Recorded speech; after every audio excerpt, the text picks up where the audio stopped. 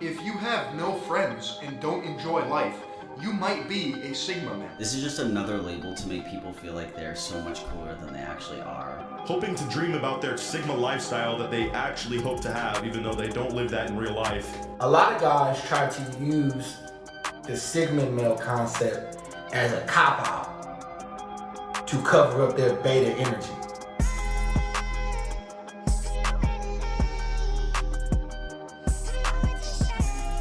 Hey, what's up, Kaijus? It's your brother again, Kaiju Kong, aka 2K.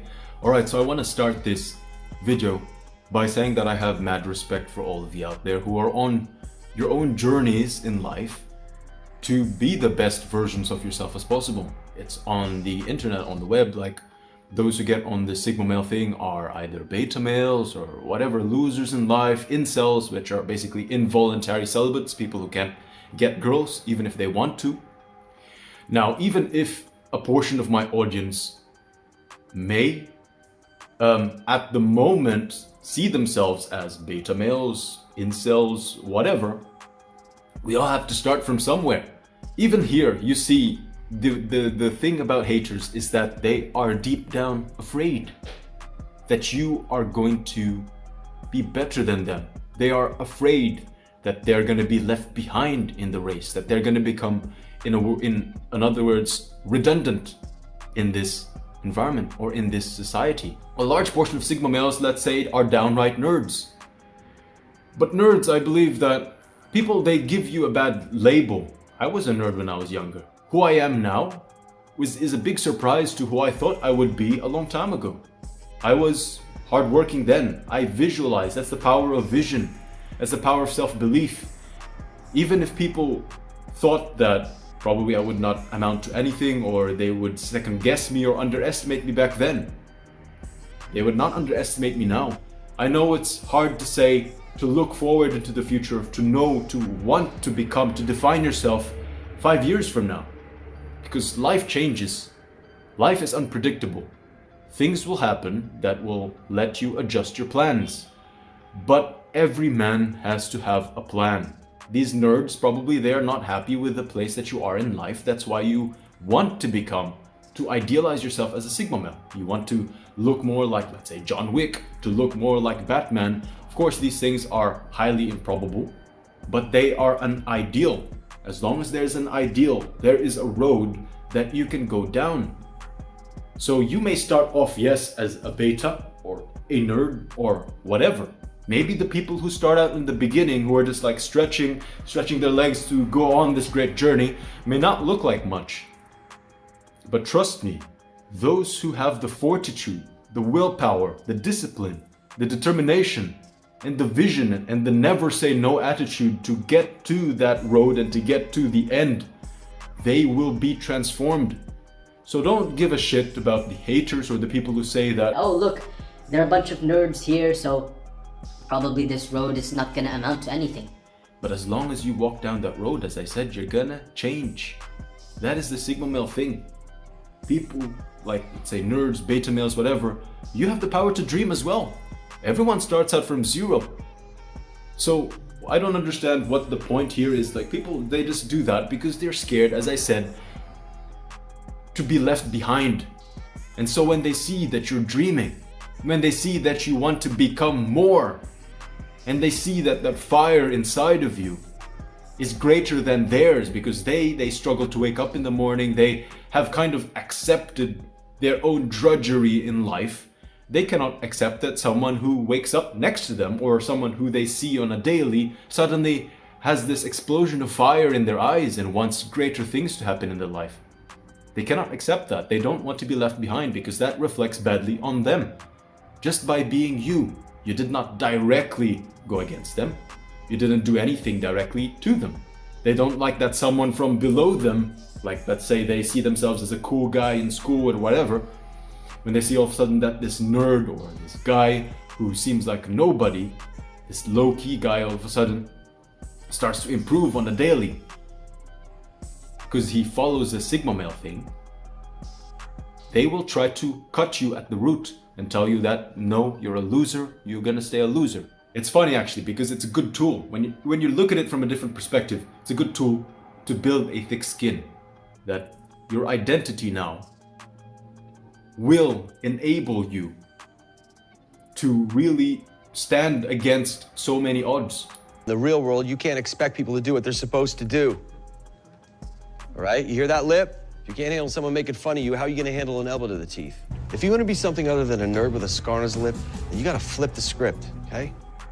You're not gonna care when, like, you go up to a girl and you ask her out and she says no. You're just gonna, oh, okay, all right. You're not even gonna say, oh, it's your loss. No, you're not gonna feel bad in any way. You're gonna be happy that you went up to her, talked to her, gave her a good time, had a good time, and then yeah, you just live life just like that. That's how a Sigma male thinks. Sigma males were full of contradictory traits. It may sound funny, but to a person who has known a Sigma male, who has crossed paths with a Sigma male, or a person who is a Sigma male, they will know what that Sigma male trait is talking about. To those who've never met a Sigma male or is not a Sigma male, these traits may, as I said, sound funny. So it's not a doubt that when you say something about Sigma male, people are not going to really accept it. That's why, as I said, stay low key. Just focus on you, focus on the grind, don't broadcast anything. Don't broadcast that you're a Sigma male. You don't have to say, hey, look, I got the Sigma male blueprint. Hey, look at this shit. No, you just do what you gotta do in life.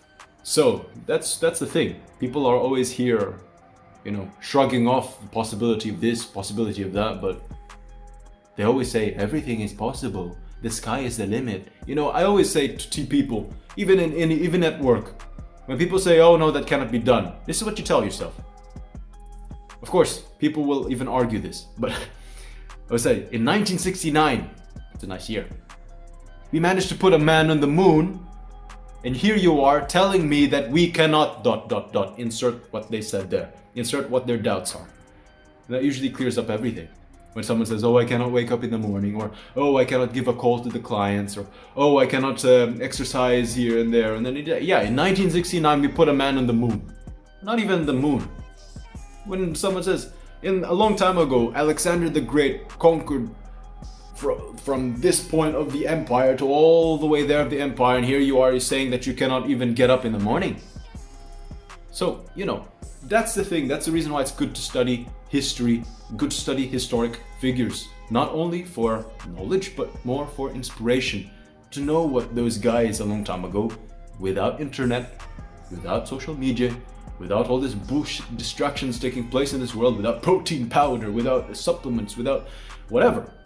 And yet they were able to conquer almost half of the world. Why? Because they had the vision, they had the healthy body, they had the raw materials, they had the willpower, that fire that everyone else in the population did not have. Like Napoleon. Napoleon, when he was younger, was probably viewed as a beta male. You study his history.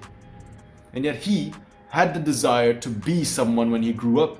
He studied harder than everyone else, than all his cohort. And look what that brought him. Napoleon. He was not very tall. He was probably teased, mocked when he was younger. But he used that pain not to destroy himself. He used that pain to build him up, to fuel that study, to fuel the emotions. You have to back your actions with emotions. That gives you a better why. And that's gonna take you farther in life than anything. So when some people say, oh, you didn't get in because you're beta male, whatever. Yeah, I'm a beta male now. I'm proud of it. Call me beta some more. We'll see where I get in 5 years. Simple.